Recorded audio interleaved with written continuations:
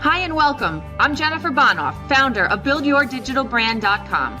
Doug and I are excited to share our interview series on personal branding.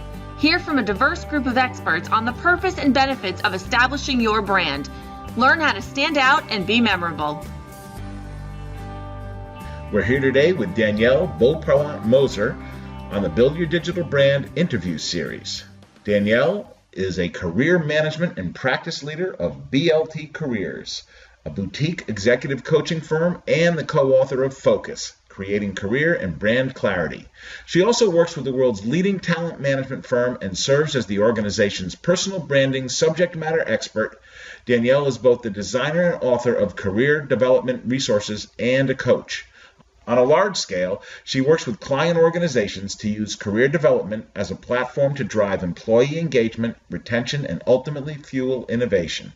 Her coaching is largely focused on personal branding, resume and CV writing, and leveraging digital media such as LinkedIn, Twitter, Facebook, and personal websites as tools. Having lived and worked internationally, she continues to coach clients who are globally located and specializes in confidential search. Hi, Danielle, and thank you for joining us here today. Thanks for inviting me. I'm glad to be here. My pleasure.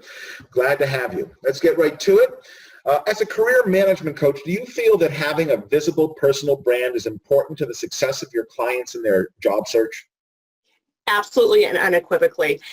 For each and every one of us, our personal brand is the foundation for who we are and how it is we want to be known. It is the thing that we're paid to deliver. It's where we're at our best. Each and every one of us is responsible for our own sustainable employability, and it's important that we are controlling that message. Okay, fantastic. If a client had little or no visible personal branding when they came to you, what 3 things would you tell them to do first to start the process of establishing their own digital brand? Well, the first thing is that your personal branding message has to be really well focused. There are actually 3 questions that we guide people through in terms of getting to that foundational message, because without that, it's difficult to determine what you're going to craft into your online messaging. So the 3 questions that need to be answered are universal. So if you are looking to move into the C-suite, or you were a college student getting ready to graduate, targeting that first role, these are the same 3 questions. Question number 1 is, what do I want to do? This is not the same question as what can I do. There are generally many things we can do. What do I want to do? Which, by the way, has to be grounded in reality. What do I want to do is really a reflection of where you're at your best, which is what makes you the most marketable. The second question is, how will my personal priorities impact my next step? And these could be things like geography or income requirements or your values or the title or position or growth opportunities. And oftentimes those personal priorities influence what you want to do because we're not one-dimensional. The third question is one of the most important. Who needs what I have? What's the profile of the organization that suffers from the problem that I'm an expert at solving? And most importantly, who's the stakeholder within that organization that is being kept awake by the problem that I'm best at solving? So once you have that foundation, you're able to deliver your messaging and develop that and then start to take that online. So the next steps would be to make sure that you build that LinkedIn profile. LinkedIn is the employment hunting ground, and it's just expected in today's world that you'll have an optimized profile. Next would be a personal website.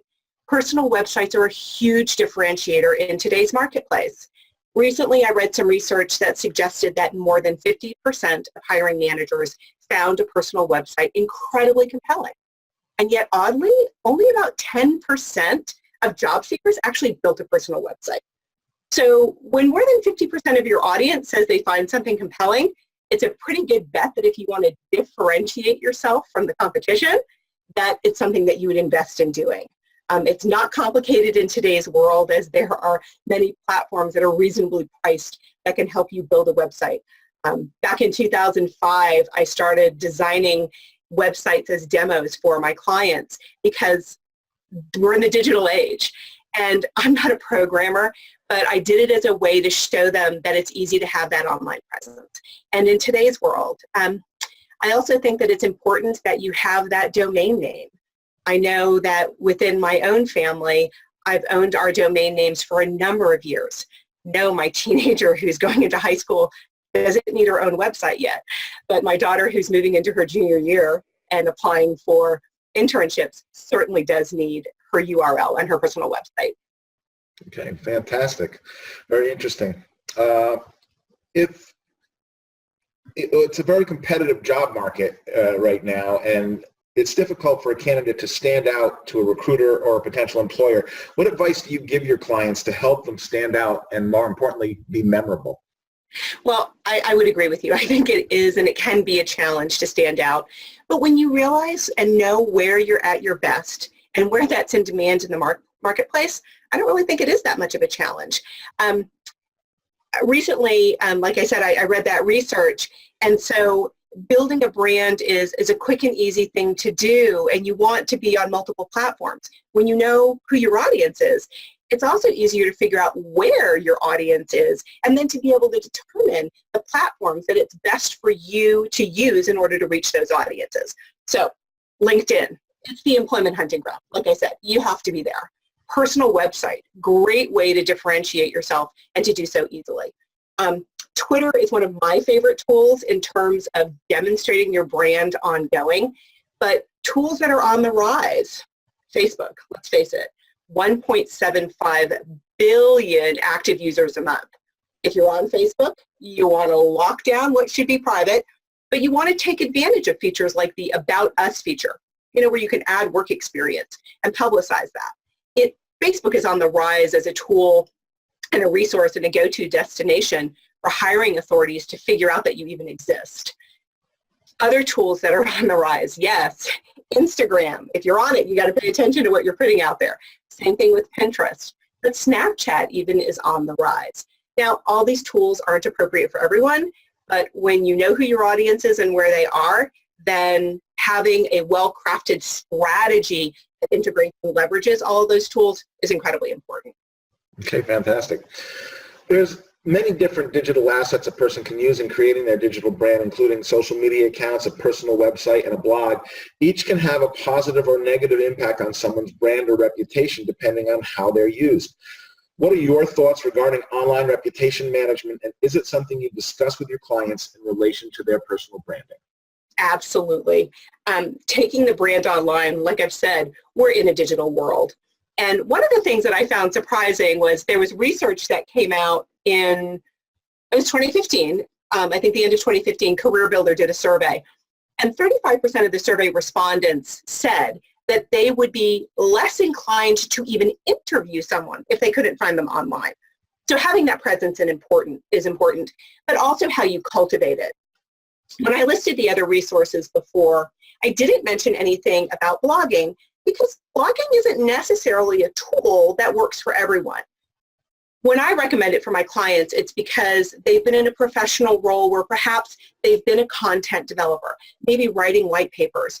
And so it would make sense for them to extend that if they were in a job search to their own personal brand and to start to share that information a little bit more publicly. And so if writing is a strength, if it's something that's expected in your field or something that you've been doing, I think absolutely blogging can be important. And then having that integrated into that integration piece is critical, integrated into the other places that you're visible so you can drive traffic back and forth. I think it's important that we realize that these are not individual tools, and let's not think about LinkedIn as a vertical and your personal website as a vertical. Let's think about these a little bit more horizontally and looking how you can drive traffic from one place to another. So in other words, someone might find you in one platform, but then you want to drive them to the other resources because each has its own purpose, each has its own audience. Your brand will always be consistent, but the way it gets unpacked on each one of those sites might look a little bit different. Okay. And our last question today, do you think it's beneficial for individuals to create and publish content that's related to their industry or areas of expertise in order to increase their online visibility and establish their authority? Yeah, I absolutely. I hope that my answers have helped to outline that having a strong online presence, having it integrated, developing content, putting out there that you are the professional that you say you are is important. Now let's just take a quick example. If you are reading articles about what's happening in your industry or your function, you know, kind of your domain area of expertise, when you find something that's of quality, it's great for you to be able to share that with others. You know, I read voraciously and probably only share about 25% of what I actually read, because for me it has to be really high quality. It has to say something compelling. It has to be great, solid advice in order for me to share it. One of the rules that I use and kind of guide and coach my clients is that quality is always much more important than quantity of what it is that you're putting out there. But putting it out there, letting others know that you're keeping fresh in your field, demonstrating perhaps your thought leadership, those are the ways to make yourself stand out. The idea with personal branding is that when you cultivate the message of who you are, where you're at your best, what you're paid to deliver, the idea is that opportunities will come to you rather than you having to go look for one when you want it. All right, fantastic. Well, that was very insightful, and I'm sure a lot of good information will be able to be used by people who watch this video. So thank you very much for participating, and I'm glad to be here. Thanks so much for asking. Our pleasure.